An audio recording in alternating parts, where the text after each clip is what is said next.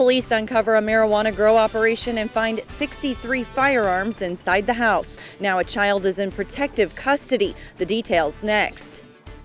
They paid a contractor $41,000 to build a barn, but as you can see, the barn isn't built yet.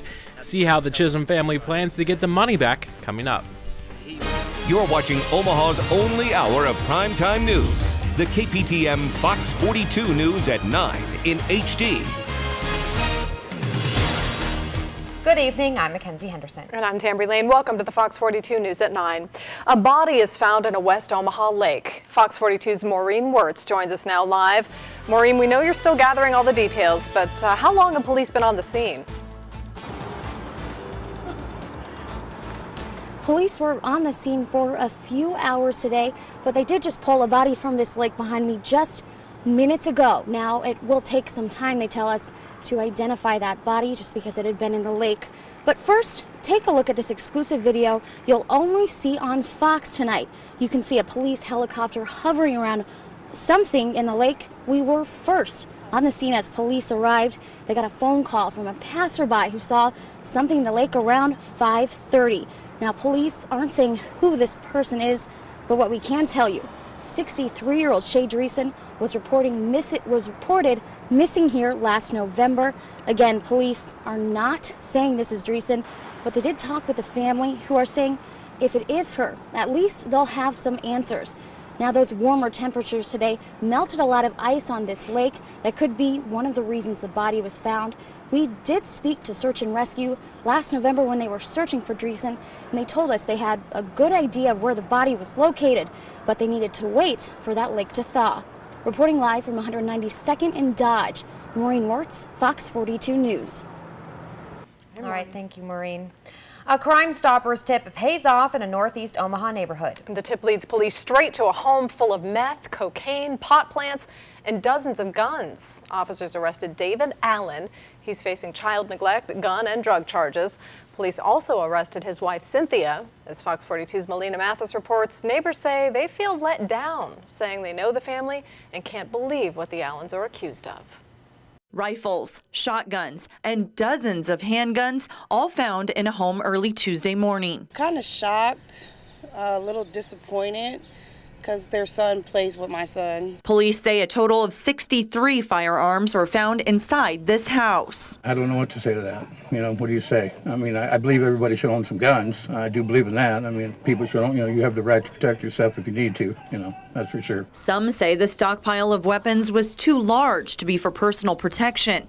And officers that served the search warrant say there were more guns than what they estimated. We anticipated there being several weapons just because of the Crime Stoppers tip, but not this amount.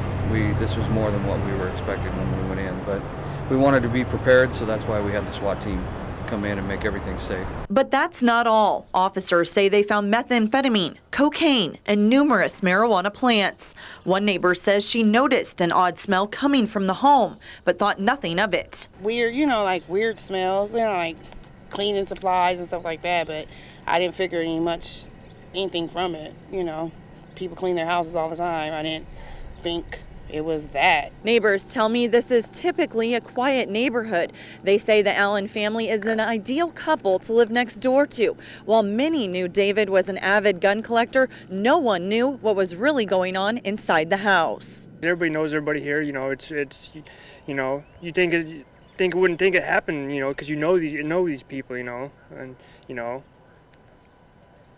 hopefully it's untrue, I've been knowing Cindy and those guys for a long time, and real nice people. I'm just shocked that this has happened. Melina Mathis, Fox 42 News. Police say a third person was in the house but was not arrested. The couple has an 8-year-old son who is in protective custody tonight. A man flipped his car off the road and landed in the hospital with serious head injuries. Police say 54-year-old Don LaSoul was thrown out of the car after speeding near 30th and McKinley this morning. They say when he tried to turn onto McKinley, the car slid into a field, hit a tree, and rolled before crashing behind a fire station. By the way, LaSoul is the owner of Scary Acres. A woman and her 19-month-old child who were shot might have been caught in the middle of an argument over money. Police say Ronald Farr Jr. shot Heather Wilson and her son outside her Council Bluffs apartment yesterday.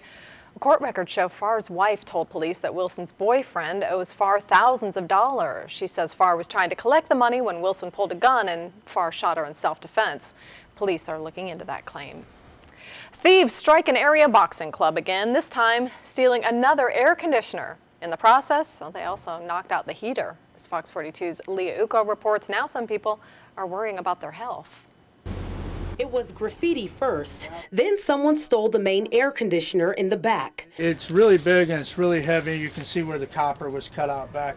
Now the other AC was stolen. That was cut. This was cut.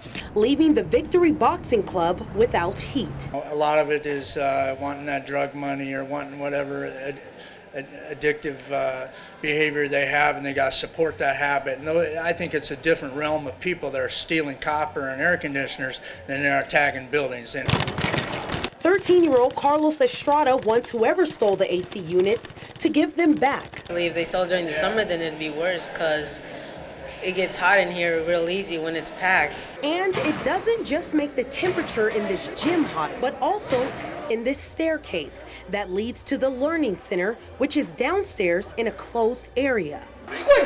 Kids and teens who don't box can still come here to stay off the streets, safe and out of trouble. It's basically stealing from kids. We got a lot of young guys that come in here and a lot of kids that use this place as like a getaway and second home. So it's going to cost the facility up to $6,000 to replace the stolen units, money usually spent on programs and traveling. And they're feeling guilty, and if they bring it back, then that means that they really do care about themselves and their future.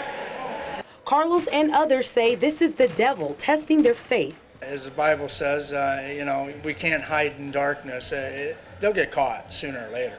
So they're going to stay positive and roll with the punches. Leah Uko, Fox 42 News. The club is holding a chili feed to raise money for a new air conditioner. It's Sunday, February 24th from 1 to 3 at 3009 R Street. Tickets are $5 or $15 for a family of 4. Levon Heidemann of Elk Creek becomes the 39th Lieutenant Governor of Nebraska. Governor Heinemann swore him in at the Capitol this afternoon. The 54-year-old is a former state senator, and he served 8 years starting in 2005. Right now, he's a farmer and volunteer firefighter. He was also elected to the Nebraska Board of Regents last year, and supporters say he was chosen because of his dedication to the public. As a member of the Board of Regents, he serves Southeast Nebraska. And now, as Lieutenant Governor, he has agreed to serve the citizens of the entire state. The governor says he didn't want to pick someone who was a current state senator or someone who plans on running for governor. And Rick Sheehy is the former lieutenant governor. He recently resigned after being questioned about inappropriate phone calls he made to several women on his state-issued cell phone. His wife divorced him last year after an affair went public. Sheehy hasn't said if he will back out of the governor's race.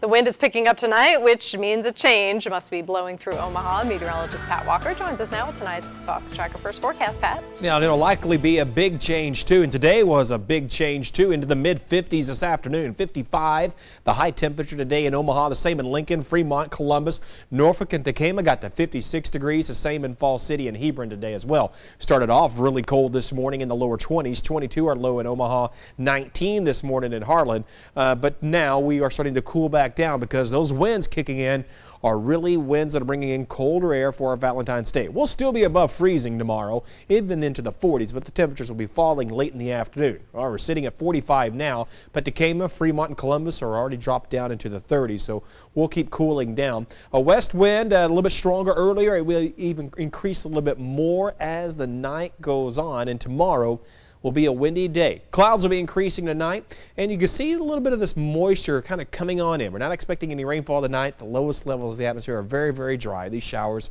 are elevated, but you do see some of this as snowfall back into Montana and Wyoming that's heading our way. All right, the front's moving through. Behind this, colder air will be moving in, but not dramatically colder. 30s back toward the west, so it's going to be a slow cool down going through the day tomorrow, but eventually it's going to get cold enough that we might see a few flurries late in the day. So increasing wind tonight and windy through the day tomorrow. Some flurries late tomorrow afternoon. Not really anything to measure up to anything. but we'll see some. And then the temperatures will keep falling through Friday. So it'll take a couple of days, and it's going to feel like the dead of winter again. Tambry? All right, we've been warned, Pat, thanks. Investigators say a power strip sparked a fire in Benson. The flames forced an adult and 4 kids out of the home this morning near 63rd and Bedford. They are okay, though. Firefighters say the power strip was in a bedroom closet with several cords plugged into it and clothes piled on top. They say the strip malfunctioned. We're getting a look at a recent carjacking and the man Bellevue police are looking for. Police say the man shoved another man to the ground and took off with his car. This was January 28th at a gas station near 42nd and F. Police are not releasing the carjacker's name, but say he does have a violent past. If you have any information, you're asked to call Sarpy County Crime Stoppers. That number is 402-592-7867. More hardship for an area family we first introduced you to in September 2011. Then the Chisholm family lost their barn to high winds, and later a contractor promised to build a barn but never did. As Fox 42's Kurt Casper reports, the family needs the money back before they lose their business. Exceedingly frustrating. I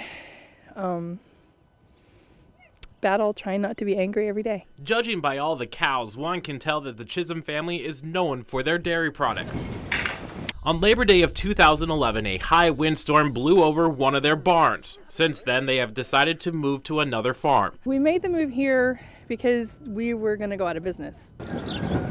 But this farm didn't have a barn to produce cheese. The landowner hired Antonio Allen of Touch of Class Enterprise to build one. Paid $41,000, and as you see, all we have is a incorrect pad. The barn was supposed to be built by Christmas. That came and went. Still no barn. Now the family is in a time crunch. They need the barn by March or they will lose business. I did speak with Allen over the phone today, and he said that the Chisholms had too strict of a deadline and then asked him not to build the barn anymore. He said that he does plan to pay back part of the money on Monday and apologized for the situation.